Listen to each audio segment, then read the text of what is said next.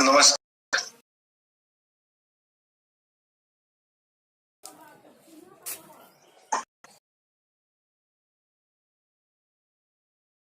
Session.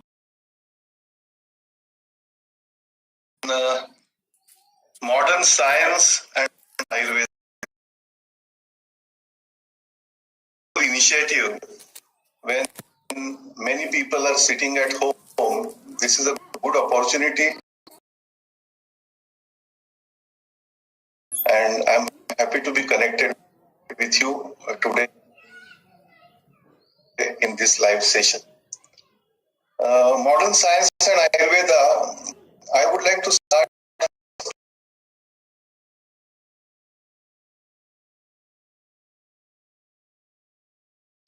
in our schools. Modern science actually is based on a Aristotelian logic, which trusts that we can divide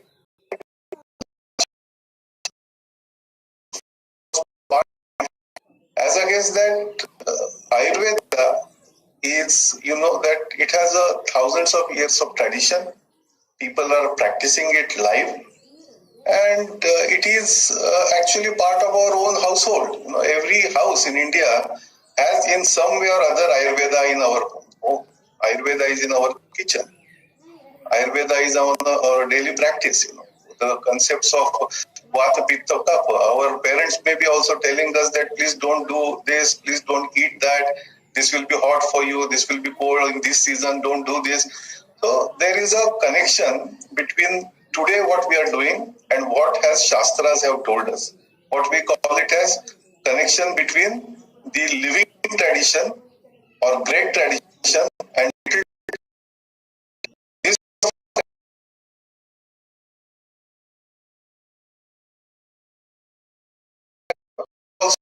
is living. Although Charak Samhita may have been there for thousands of years earlier, it is today in living practice. Now, Ayurveda concept is little different. Ayurveda concept is more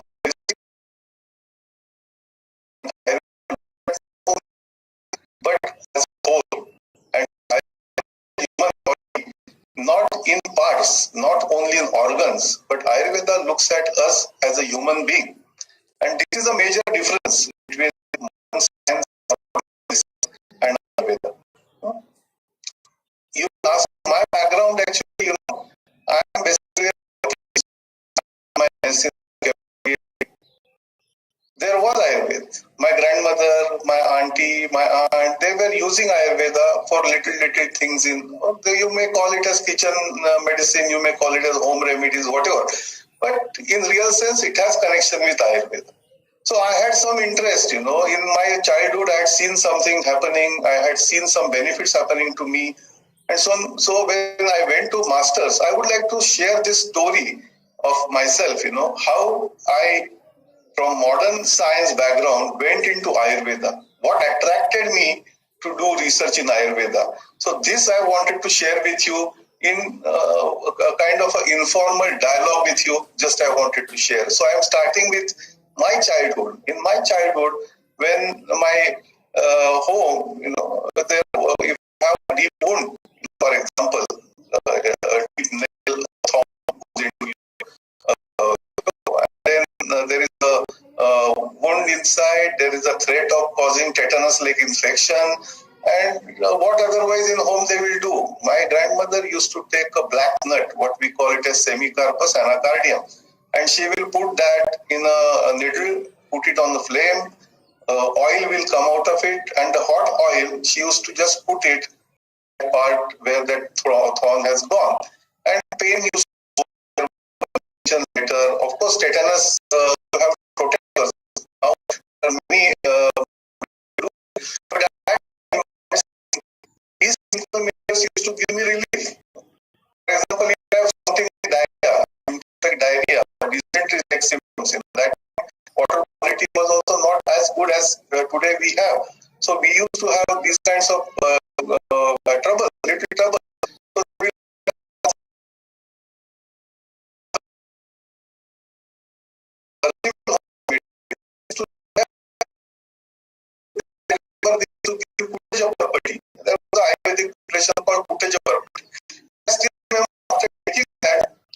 used to be all right. And not only me, many people in my family, many people outside also have seen that they were getting relief from this. Or for example, you have fever, you have common cold. Now we are facing this COVID-like terrible situation here, So at that time,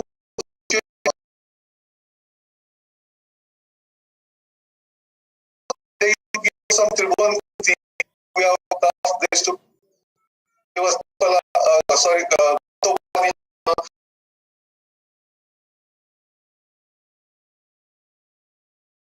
thought that it is my responsibility as Indian citizen, as a person who is carrying the Indian culture, to see what I have experienced in my childhood, how it looks in the laboratory.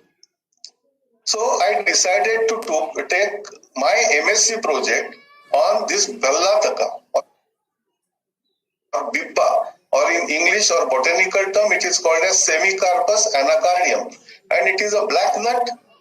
It is also called as Dhobis marking nut because the black oil which comes out of that, it gets converted, oxidized, and forms a resin which is so strong that it is normally used to coat our plywood, what you call it as phenol bonded plywood, in that this semicarpus oil or cashew nut oil, these oils are used.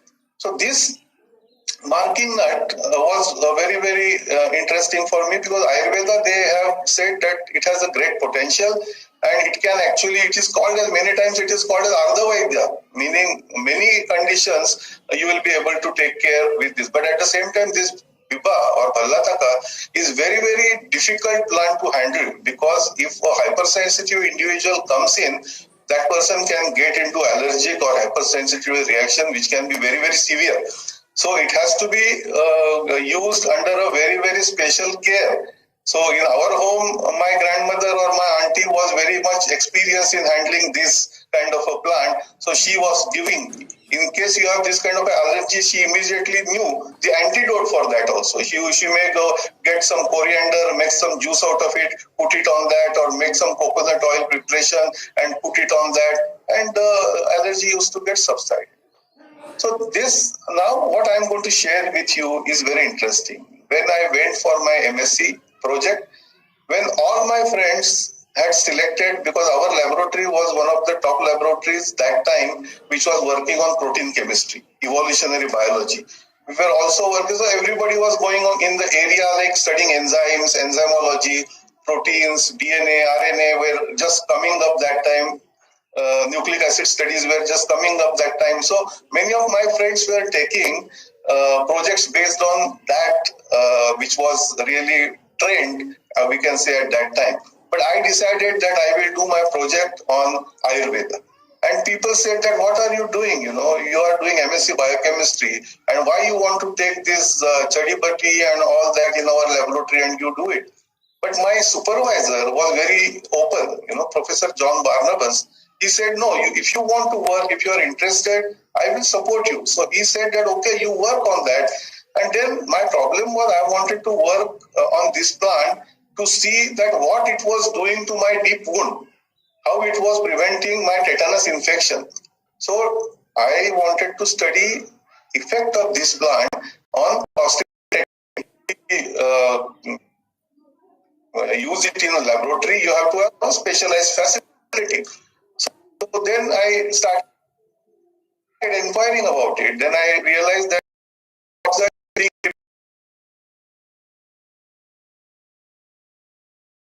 a little reluctant, but then when they saw my interest and enthusiasm, they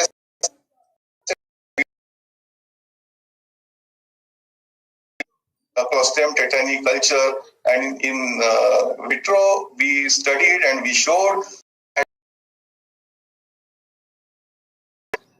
inhibiting, not only inhibiting but killing what we call it as bacterial organism, and not only a Clostridium tetani organism, but it was also killing Clostridium.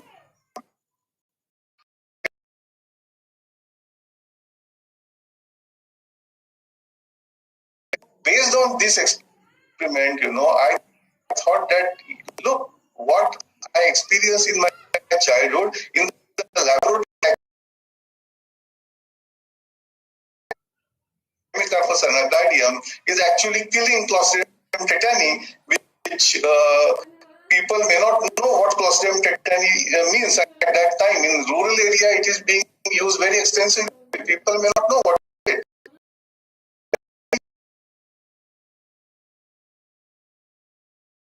Phase, I was continuing on the same plant because the same plant was also supposed to be effective in cancer.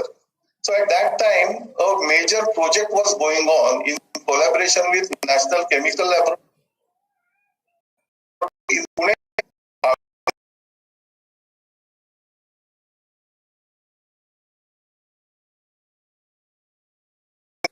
Institute in Mumbai. And our job was to find out which component from this Bhallatata oil is effective for treating